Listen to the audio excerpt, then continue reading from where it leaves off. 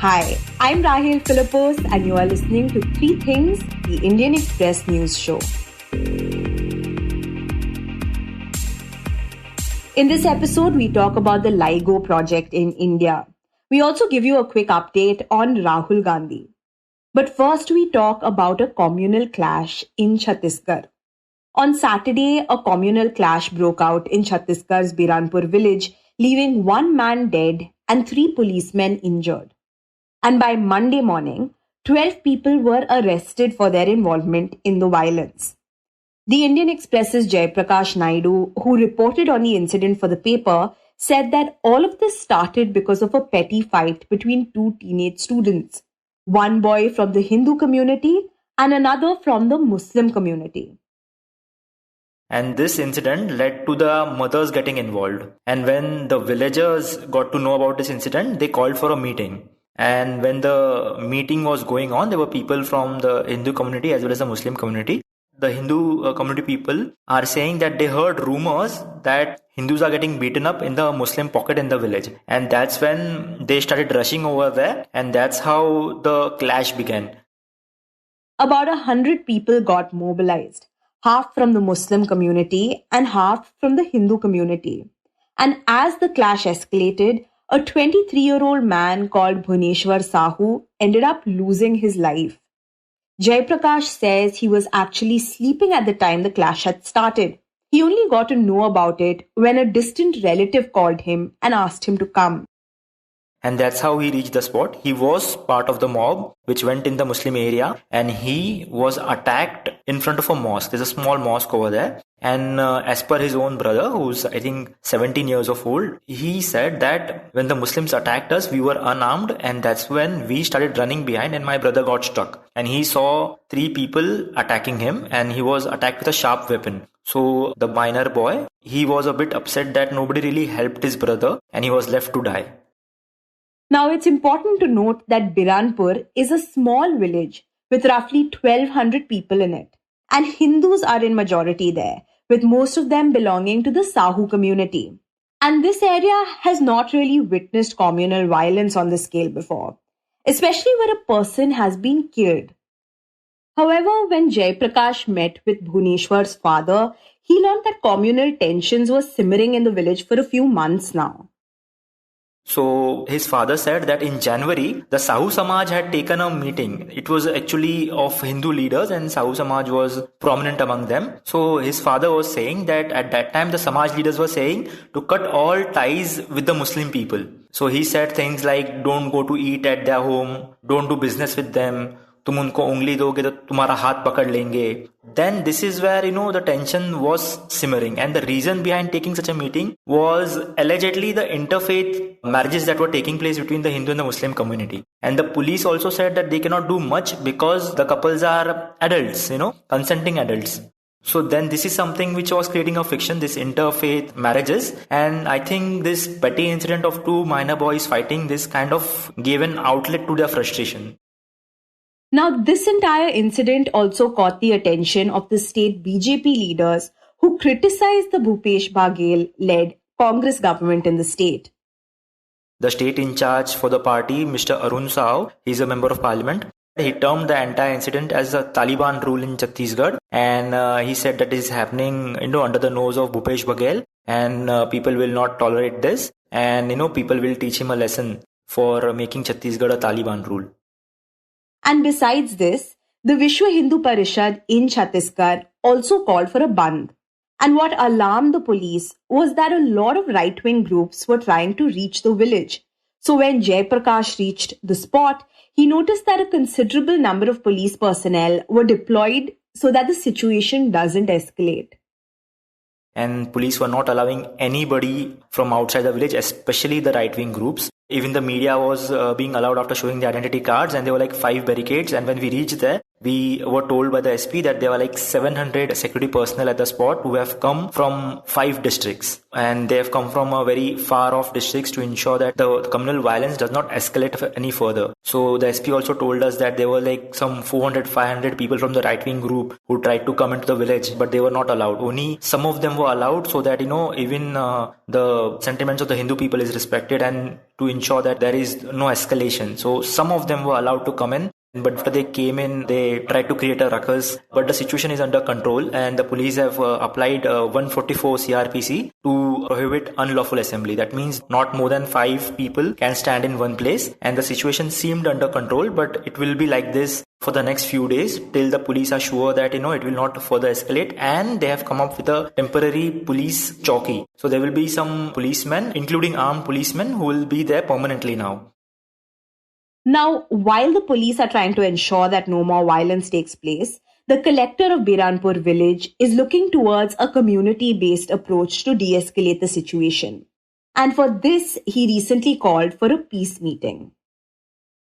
Peace meeting is where you get people from both the communities, you get the senior citizens and the community leaders, and then they are addressed as to how communal harmony is important for peace and development, and how we need to maintain peace within our community members. Like these peace meetings, they worked effectively in Narayanpur when there was communal violence. The collector called for peace meetings and things really died down over there. So here too, they have called for peace meetings, and hopefully, things will not escalate.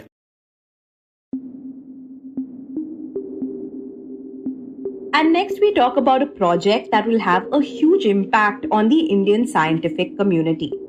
Last week, the Indian government gave the final go-ahead to build the country's biggest laboratory for the LIGO project, which among other things is supposed to study and help detect gravitational waves. Now, this announcement comes 7 years after the government guaranteed that LIGO will be established in India. To understand what all of this means, how this will benefit Indian scientists, and why they are overjoyed, my colleague Utsa Sarmin speaks to the Indian Express's Amitabh Sinha. So Amitabh, can you first tell us what this LIGO project is about and why the Indian science community is excited about it? So it's basically an observatory. LIGO is the name of the instrument. It's a laser interferometer that is meant to detect gravitational waves. Obviously, it's a complex instrument. It's not the kind of instrument that we see in a laboratory. This is a whole laboratory in itself. In fact, it's a huge, one of the most complex laboratories ever built. There are LIGOs that are already in existence. There are 2 such observatories already working in the United States. There is another one which is based in Europe, in Italy. And there is a 4th one which is operational in Japan. All of them are used to detect gravitational waves. Right, and for those who may not know, can you explain what exactly are gravitational waves? Yeah, so now all of us know there is something that pulls us towards the earth, and we know it's gravity. And in high school, we have studied about it. All of us have come across Newton's formula on gravitation, something that is very elementary. So basically, Sir Isaac Newton, when he came up with this gravity thing, why does everything fall onto the earth? He came with a proposal which said that the force that makes anything fall on the earth is the same force that actually makes planets in the solar system go around the sun. The problem is the gravity that we know, the way it was explained by Newton, had one major big deficiency. The fact that he couldn't explain where the origin of this attractive force was. So that was something that was completely unexplained. Right, and it was more than 200 years later that Einstein explained why this happens, why 2 objects attract each other, and he explained this in his general theory of relativity, right? Where he said that every object in the universe bends the space-time continuum around it, and that is what we perceive as gravitation. Exactly. Now, supposing there is a fabric, there's a cloth, or there's a bed sheet, and that bed sheet is your space-time, right? If you put a heavy object on that bed sheet, the bed sheet actually does not remain the way it was earlier. There is a bend in the middle, isn't it? So if your bed sheet was space-time and there is something that is placed on it, it gets affected by it. So your space-time itself gets bent. Now imagine an ant or anything, a ball that was rolling on that bed sheet. So a ball that had been rolling in a straight line would find itself getting curved automatically. So what Einstein suggested is that any mass, any huge mass, it creates a dent or it curves space-time. Right, so this is the general theory of relativity.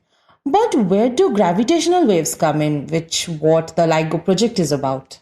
Yeah, so in the same theory, which is Einstein's gravitational theory, which is the general theory of relativity, he also proposes that, look, any moving object in any space-time in this universe will create ripples in space-time, which will create gravitation waves. Now, I'll give you another example to imagine this. You have seen a boat moving on a lake.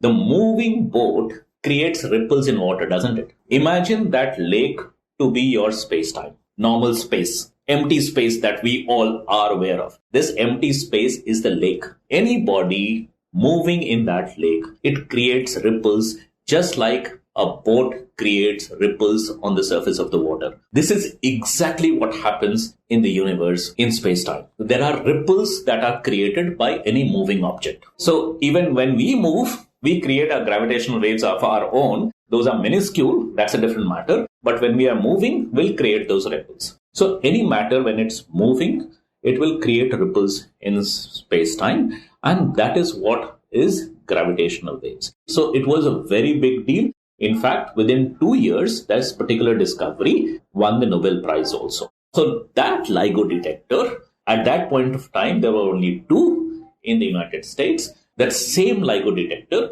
we will be building in India as well. So we have come back to full circle. So where we started from. Okay, so to sum it up, Newton discovered gravity, but didn't explain why objects get attracted to each other. And Einstein answered that question more than 200 years later. And while doing so, also said that this creates gravitational waves. And now through the LIGO detectors, scientists are able to detect these waves. So, Amitabh, tell us how studying these gravitational waves actually help us. So, this study of gravitational waves actually opens up a huge, big new horizon to study the universe. How do we study anything these days, especially universe? So supposing there is something like what we have detected till now, gravitational waves coming in from mergers of 2 black holes. So a lot of information is encoded in these signals which can be decoded, and there is a lot of information that you can get about the universe which we have not been able to get through other sources. Right, and Amitabh, apart from detecting gravitational waves, do we know how the LIGO project benefits India and its scientific community? So this is actually cutting edge of physics research right now, and India becoming partner, and India also, having its own detector and, participating in this very cutting edge of research opens a whole new sort of thing for Indian science as well. Because this kind of research, very high-end sort of research, has lots of other spin-offs as well. Our scientists would be trained on a lot of things. We will be creating new instruments. For example, there are several instruments that would need to be built for this detector to be built in India. So huge amount of very high precision instruments would have to be created. That will set up a new sort of an industry. A lot of people, a lot of scientific talent will be trained on this, and they can go on to do not just this, but maybe they'll go on to do ancillary things as well. So there are huge spin-off benefits of India hosting this detector here and participating in this very high-end research.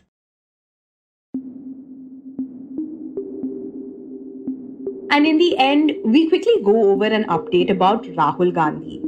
Yesterday, the Congress leader visited the Wayanad constituency for the first time since he got disqualified as the Lok Sabha MP. During that visit, he castigated the BJP-ruled central government and said he won't be intimidated by the move. While addressing a huge gathering in the Kerala district, Gandhi said that MP is just a tag And taking it away doesn't mean he will stop representing the people from the constituency. The MP, Member of Parliament, is just a tag. It's a position, it's a post. So the BJP can take away the tag. They can take away the position. They can take away the house. They can put me in jail. But they cannot stop me from representing the people of Wayanad.